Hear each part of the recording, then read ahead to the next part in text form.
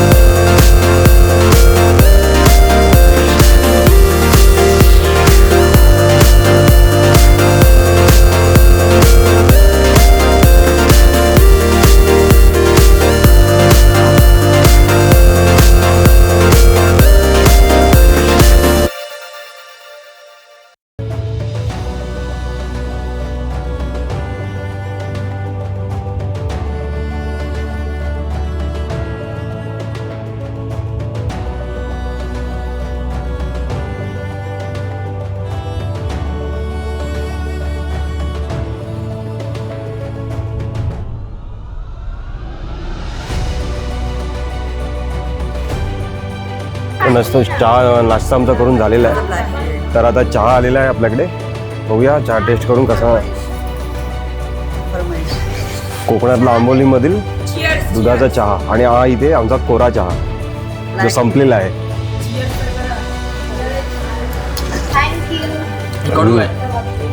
Best.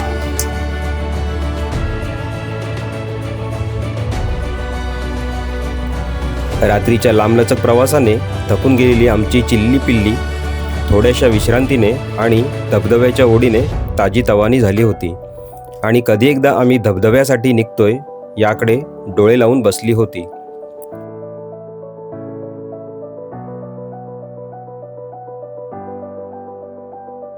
अखेर सर्वजण गाडीत बसले आणि त्यांची प्रतीक्षा संपली. तर आता आपण निघालो इथून, निघतो इथून आता आंबोली वॉटरफॉलसाठी. तर आजचा प्लॅनिंग असणार आहे, पहिलं आपल्याला इथून आंबोली वॉटरफॉलला जायचं आहे आणि मग तिथून परत येऊन रूमवर फ्रेश व्हावून जेवण करायचं आहे दुपारचं. आणि त्याच्यानंतर जे बाकीचे पॉईंट्स आहेत जसं कावळेसाद पॉईंट्स, तुमचं हिरण्यकेशी मंदिर आणि एक नांगरतास वॉटरफॉल, असे एक 3-4 पॉईंट्स करून आपल्याला संध्याकाळी रूमवर येऊन इथे स्टे करायचं आहे.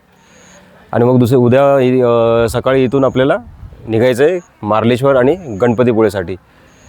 तर चला निघूया आपण आता. गाडीने आधी रिव्हर्स आणि मग फर्स्ट गिअर टाकून धबधब्याच्या दिशेने कूच केले.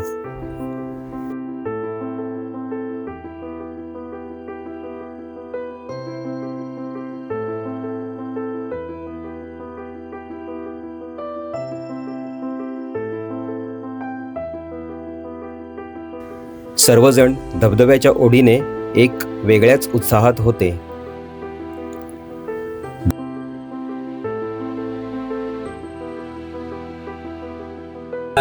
महाबळेश्वरपेक्षा उंच आहे ना हा आंबोली ते एस.टी. स्टँड.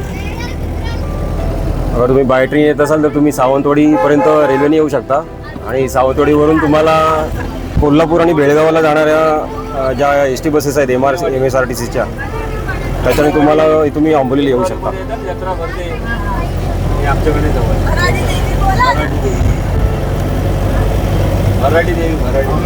तर आपण निघाले आता आंबोली वॉटरफॉलच्या दिशेने. तर समोर अगदी रस्ता पूर्ण धुक्यामध्ये हरवून गेलाय.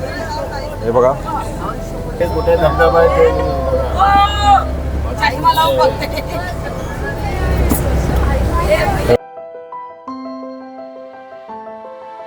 धबधब्याच्या दिशेने जाणारा मार्ग आणि आजूबाजूचा परिसर जणू धुक्याची चादर अंगावर घेऊन पहुडला होता. चहूबाजूला धुके पसरले होते. शनिवारमध्ये क्राऊड पण खूप आहे. हा बघा आंबोली वॉटरफॉल.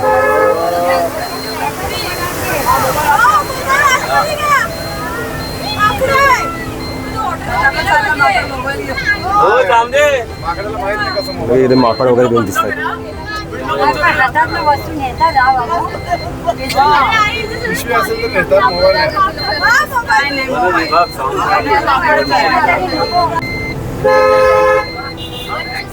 एक्साइटमेंट अगदी प्रत्येकाच्या चेहऱ्यानं ओसंडून वाहतोय आंबोली वॉटरफॉलला जाण्याचा. हा, कृपया माकडांना खाद्य देऊ नका. आणि त्या बोर्डवरच माकड बसून खातोय.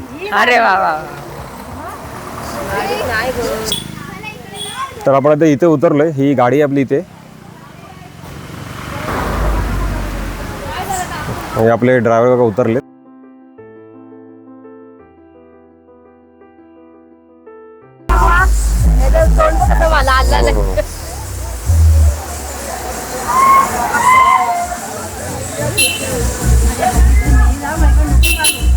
ते ना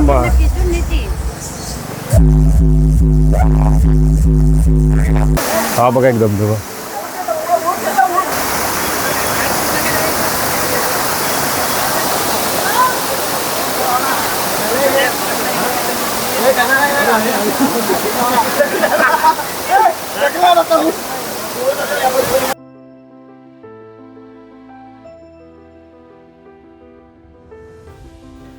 पाणी अगदी सराईत धावपट्टूसारखे त्या काळ्या दगडांमधून उड्या टाकत पळत होते.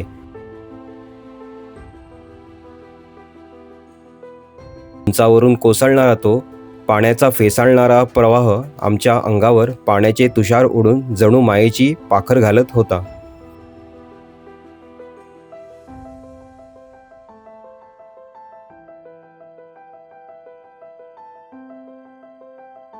शांत आणि गूढ वाटणाऱ्या वनराईमध्ये तो धबधबा आपल्या भल्या मोठ्या आवाजाने त्या वनराईचे अस्तित्व अधोरेखित करत होता.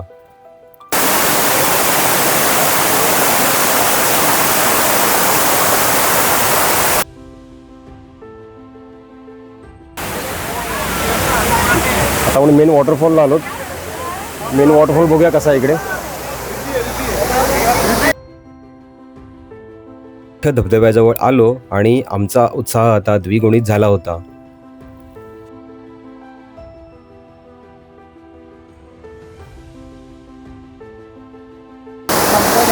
इथे बाजूला पायऱ्या सुद्धा आहेत. एक पायऱ्यांचा लुक दाखवतो.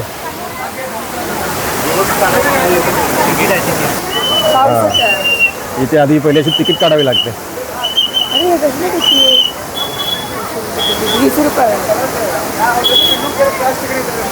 इथे तिकीट काउंटर आहे, तिकीट काढावं लागेल तुम्हाला. आय थिंक याचं नाव काय, धबधबा पर्यटन उपद्रव शुल्क. धबधबा पर्यटन उपद्रव शुल्क 20 रुपये. Only cash. उपद्रव शुल्क तिकीट 20.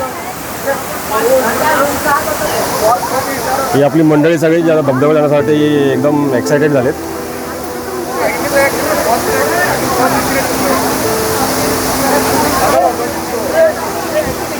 चला आता रेडी आहे सगळे.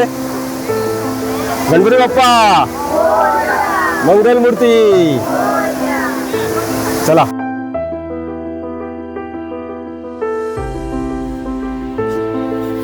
त्या पायऱ्यांवरून जुळजुळ वाहणाऱ्या पाण्यात आम्ही पाय ठेवला आणि अंगातून एक सुखाची लहर येऊन गेली.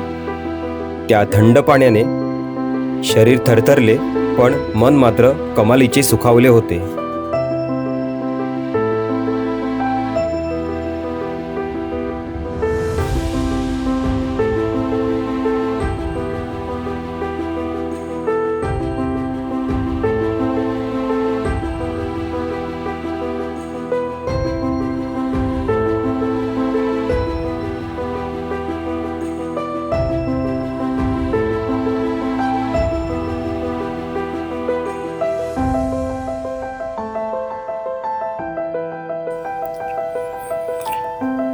जसे आम्ही त्या धबधब्याच्या जवळ गेलो तसे त्याचे रौद्र रूप आम्हाला आता चांगलेच जाणवू लागले. दुरूनच त्या धबधब्याचे तुषार आमच्यावर आक्रमण करू लागले. त्या आक्रमणाने आम्ही व आमचे शूटिंग किट पूर्णतः भिजून गेले.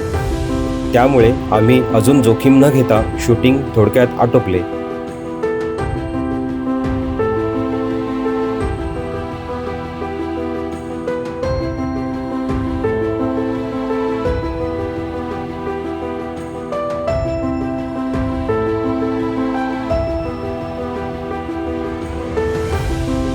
आता त्या उंचावरून कोसळणाऱ्या व फेसाळलेल्या धबधब्याचे रौद्र रूप आम्ही आमच्या अंगावर घेण्यासाठी सज्ज झालो होतो.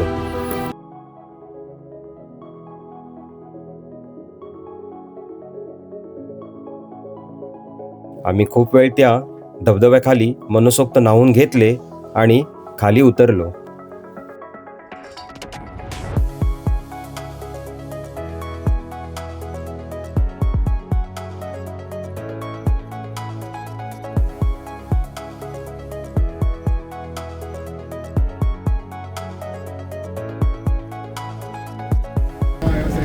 धबधब्यावरती आंघोळ वगैरे करून सगळे रेडी फ्रेश झाले घरी येऊन. आणि आता आम्ही सगळे जेवायला चालत हॉटेलमध्ये.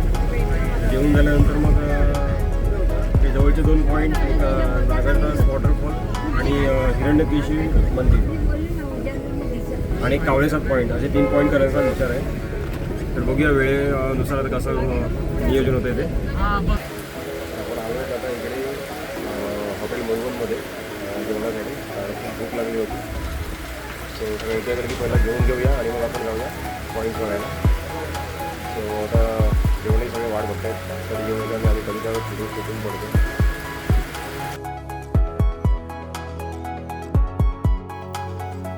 धबधब्यात मस्तपैकी शारीरिक कसरत झाली होती. त्यामुळे आता प्रत्येकाला सडकून भूक लागली होती आणि जो तो जेवण करण्यासाठी अधीर झाला होता.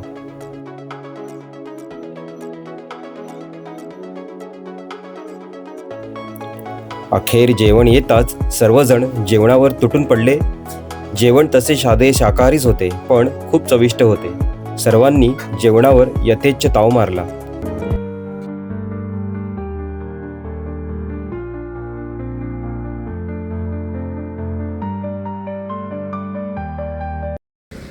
तर जस्ट आमचं जेवण झालं आत्ताच.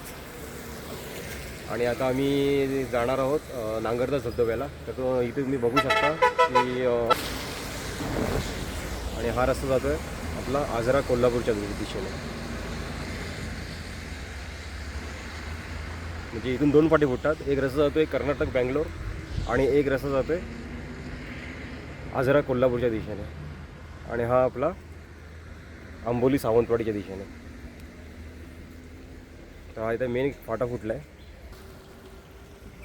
जर तुम्ही मुंबई कोल्हापूर मार्गे जर येणार असाल तर मग तुम्ही ह्या आजरा फाट्यावरून तुम्ही इथून सरळ आंबोलीला जाऊ शकता. तर जसं आपण जेवून झालो आणि आपण निघालो नागरदास धबधब्याकडे. आणि एक रस्ता जात होता कोल्हापूरला आणि एक रस्ता झाला आहे बँगलोर कर्नाटक. तर आपण आता बँगलोर कर्नाटकचा रस्ता पकडला आहे आणि नागरदास धबधब्याच्या दिशेने चाललो आहे. सगळे जेवून आता मस्त आहे की ताजेतवाने झाले. तर आपण आता लवकरच नागरदास धबधब्याला पोहोचत आहोत ह्या रूटने.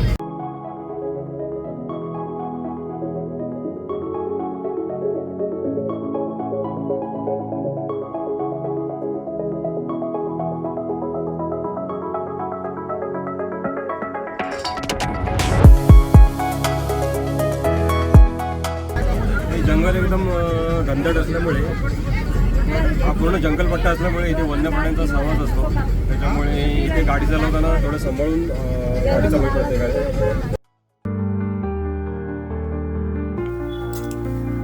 नागरतास धबधब्याच्या दिशेने जाणाऱ्या वाटेवर दुतर्फा घनदाट जंगल होते आणि तिथे वन्य प्राण्यांचा वावर होता. त्यामुळे आम्ही गाडी थोडे हळूच चालवण्याच्या सूचना ड्रायव्हर दादांना दिल्या, जेणेकरून कुणा निष्पाप जीवाला इजा होऊ नये.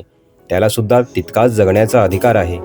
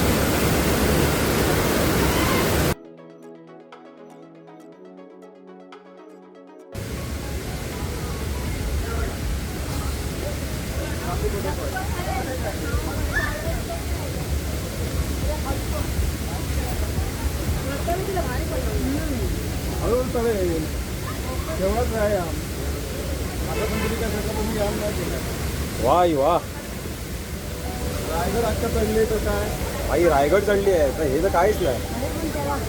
सांगणार हो तुम्ही. किती वर्ष झाली त्याला? 10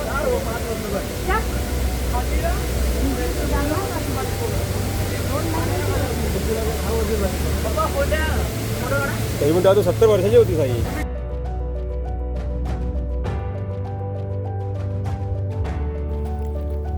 अखेर आम्ही नागरतास धबधब्याजवळ पोहोचलो आणि त्या सुंदर धबधब्याचे रौद्र रूप पाहून आमच्या डोळ्याचे पारणे फिटले.